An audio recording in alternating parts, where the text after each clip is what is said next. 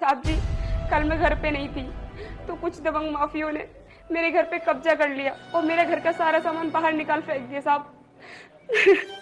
अच्छा, वैसे कौन थे वो लोग? साहब, गैंगस्टर जगीरा और उसके आदमी थे। क्या? जगीरा? ठीक है, तुम चिंता मत करो, हम उस पर बहुत जल्द एक्शन लेंगे। साहब, आप अभी मेरे साथ चलिए और मेरी नजरों के सामने उसे पकड़िए। लेकिन मैं उसको अभी अरेस्ट नहीं कर सकता, मेरे पास बहुत काम है। साहब, अगर आप मेरे साथ अभी नहीं गए तो मैं आपके सामने जान दे दूंगी। साहब, जरा मेरे बच्चे के बारे में तो सोचिए, हम दोनों कहाँ रहेंगे। ठीक है, मैं तुम्हारे साथ चलता हूँ, लेकिन आप रोना बंद करो। आओ, अब चलो मेरे साथ।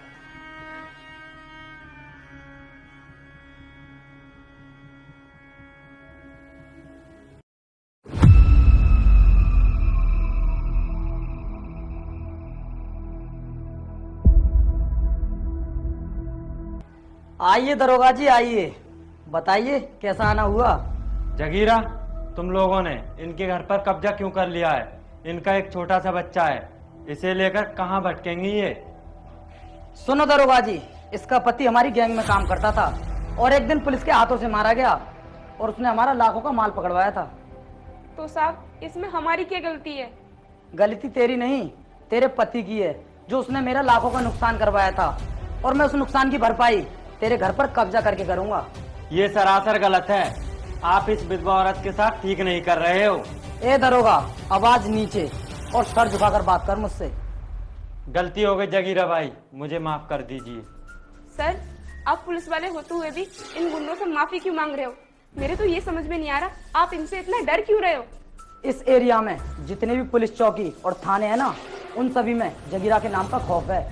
क्या जमाना आ गया है, सब कुछ उल्टा हो रहा है। अरे खौफ तो पुलिस वालों का होना चाहिए, तुम जैसे गुंडों के अंदर। बहुत सुन ली मैंने तेरी बकवास। दरोगा, एक काम कर, इसको लेकर दे यहाँ से। जब तक आप लोग मेरा घर मुझे वापस नहीं कर दोगे, मैं कहीं नहीं जाने वाली। अगर तूने मेरे खिलाफ ज्यादा ऊंची आवाज उठाने की कोशिश की ना, तो तुझे बीच चौराहे पर ले जाकर गोली मार दूंगा और मेरा कोई भी कुछ नहीं कर सकता। साहब, हमें हमारे घर में रहने दीजिए, मैं आपके हाथ जोड़ता हूँ। अब तुम दोनों लोग ना जल्दी से निकल जाओ यहाँ से, क्योंकि तुम्हारा यहाँ पर कुछ भी नहीं है। साहब, ऐसा मत कीजिए हमारे साथ। लगता है तू ऐसे नहीं मानेगी, ठोक दो अभी। बोल, जाती यहाँ से नहीं? चल निकल यहाँ से। दरोगा जी, आपके सामने ये लोग मेरे साथ मारपीट कर रहे हैं और आप कुछ भी नहीं कह रहे इनसे। मैं कर भी क्या सकता हूँ? मैं इनसे सिर्फ रिक्वेस्ट ही कर सकता हूँ कि आपका घर खाली कर दें, वो ये करेंगे नहीं। मतलब इसमें पुलिस भी कुछ नहीं कर सकती? ये तो कुछ भी नहीं कर सकता नादान औरत। अगर हम अपनी पर आ जाएं तो कोर्ट को भी खरीद लेते हैं, समझी? जगीरा भाई, आप इन्हें छोड़ दीजिए, इनको मारिए मत। बस दरोगा जी, बस। कम से कम अपने डिपार्टमेंट का नाम तो मत गिराओ। इस वर्दी की कुछ तो इज्जत रहने दो। कहना क्या चाहती हो आप? एक तो आपके कहने पर मैं आ गया। आप यहाँ नहीं आते तो ही अच्छा होता, कम से कम इस वर्दी की लाश तो बच जाती। पुलिस का काम ये नहीं कि गुंडों के आगे हाथ जोड़े, पुलिस का काम तो ये है कि जहाँ अन्याय हो रहा हो वहाँ न्याय दिलाएं। मैं ये सब आपके लिए ही तो कर रहा हूँ। अरे मुझे नहीं पता था कि तुम इतने बुजदिल और कायर पुलिस वाले हो। अरे असली पुलिस वाले तो वो होते हैं जिनके आगे गुंडे भी कांपने लगे। क्या बकवास कर रही है तू? निकल जा यहाँ से, वरना ये लोग मुझे भी मार देंगे। मैं जा तो रही हूँ, लेकिन जाने से पहले मैं ये कसम खाती हूँ कि जो खौफ तुम इन गुंडों के अंदर नहीं पैदा कर सके, वो खौफ मेरा बेटा पैदा करेगा। क्या बक रही है तू? तुम दोनों को जिंदा जला देंगे ये लोग। इन गुंडों माफियों के दिल में मेरे बेटे के नाम का डर होगा, डर। बहुत बोल लिया तूने। पकड़ लो इसे और ले जाकर लटका दो चौराहे पर, फिर देखता हूँ इसकी मदद कौन करेगा।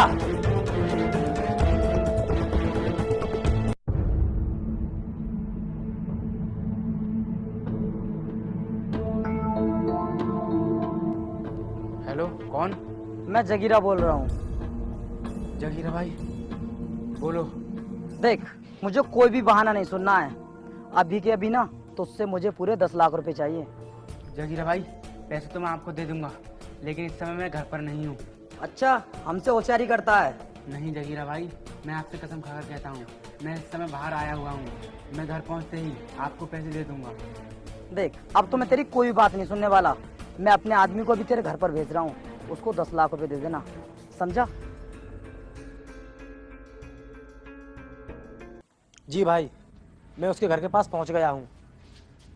भाई ये झूठ बोल रहा था, घर पर ही है। क्या सच बोल रहा है ना तू? जी भाई। एक काम कर, टपका दे साले को।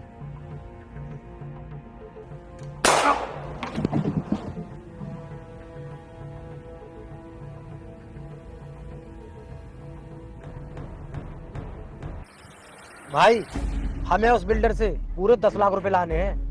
हाँ ले आएंगे, लेकिन सबसे पहले ये तो पता कर लो कि जिले में आईपीएस राणा तो नहीं है। भाई अभी आईपीएस राणा कौन है? बताता हूँ अभी। वो जिस जिले में भी जाता है उस जिले के सभी गैंगस्टर्स को एनकाउंटर में शूट कर देता है, और मैंने सुना है आजकल वो इस जिले में ही है। भाई आपकी आंखों में एक आईपीएस का खौफ, ये तो मैं पहली बार देख रहा हूँ। वो आईपीएस नहीं बल्कि गुंडों और माफियों का काल है, और हमसे बड़े जितने भी गैंग थे ना उसने सभी खत्म कर दिए। मुझे ये बताओ, तुम लोग न्यूज नहीं देखते हो क्या? हर दिन उसकी न्यूज में खबर आती है।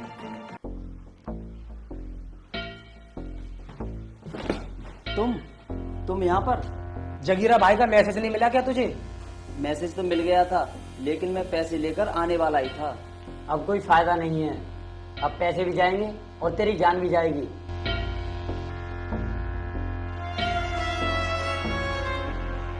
कौन है बे तू? और ये कर नीचे कर। अगर मेरा नाम सुनोगे ना तुम लोग तो तुम्हारी पतलून भी गीली हो जाएगी। अच्छा वैसे क्या नाम है तेरा? राणा, आईपीएस राणा। भाई ये वही राणा है जिसका जिक्र जगीरा भाई कर रहे थे। हाँ ये वही है।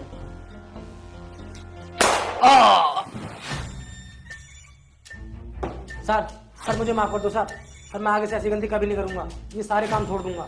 मैं तुम जैसे गुंडे माफियाओं को कभी माफ नहीं करता हूँ, सीधा उनका एनकाउंटर करता हूँ, जैसा कि मैंने तुम्हारे दोस्त का कर दिया। सर आपने मेरे दोस्त को मार क्यों दिया? आप हमें पकड़कर जेल में डाल देते। अगर मैं तुम्हें अरेस्ट करके जेल में डाल भी देता तो कोर्ट में तुम्हारा केस चलता, और तुम्हारा बॉस जगीरा वो इन कामों में इतना एक्सपर्ट है, वो किसी न किसी तरह से तुम्हें जेल से छुड़ा ही लेता। इसलिए मैं तुझे जेल में नहीं डालूंगा, सीधा तेरा भी एनकाउंटर ही करूंगा। सर प्लीज आप मुझे मारना मत, मुझे छोड़ दो सर। सर शूट कीजिए उसे, वरना ये बच जाएगा। भाग जाने दो उसे। अगर मैं चाहता तो उसे यहीं के यहीं ढेर कर सकता था, लेकिन हमें जगीरा को भी तो पकड़ना है। अब हम इसका पीछा करते हुए जगीरा के अड्डे तक पहुंचेंगे और उसको रंगे हाथों पकड़ लेंगे। आओ अब निकलते हैं।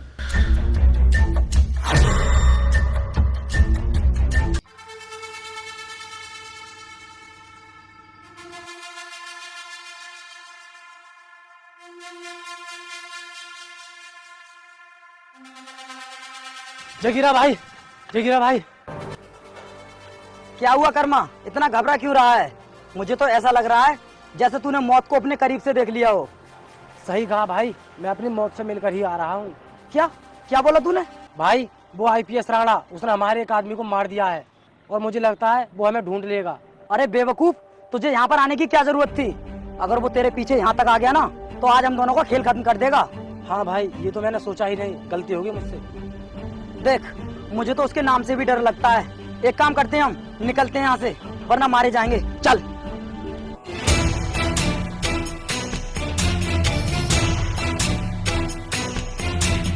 भागकर जाओगे कहाँ और कब तक भागोगे तुम लोग, वो भी आईपीएस राणा से बचकर? मुझे जिस बात का डर था वही हुआ। जगीरा तू मुझे देखकर इतना घबरा क्यों रहा है? नहीं नहीं, हम किसी से नहीं डरते। तेरे माथे का पसीना और तेरी कांपती हुई आवाज को देखकर साफ पता चल रहा है कि तू अंदर से कितना डरा हुआ है। अरे नहीं, ऐसा कुछ भी नहीं है। मुझे खुशी हो रही है तेरा ये डर देखकर, क्योंकि आज मैंने अपनी माँ की कसम को पूरा कर दिया है। कौन सी कसम? याद कर, आज से कुछ साल पहले एक विधवा औरत ने तेरे सामने कसम खाई थी। मैं जा तो रही हूँ, लेकिन जाने से पहले मैं ये कसम खाती हूँ कि जो खौफ तुम इन गुंडों के अंदर नहीं पैदा कर सके, वो खौफ मेरा बेटा पैदा करेगा। हाँ याद आया, तो तुम उस विधवा के बेटे हो? वैसे याददाश्त तो बहुत अच्छी है तेरी, जो तूने सब कुछ इतनी जल्दी याद कर लिया। और आज मैं उस खौफ को तेरे दिल में ही नहीं, तेरी नस नस में देख रहा हूँ।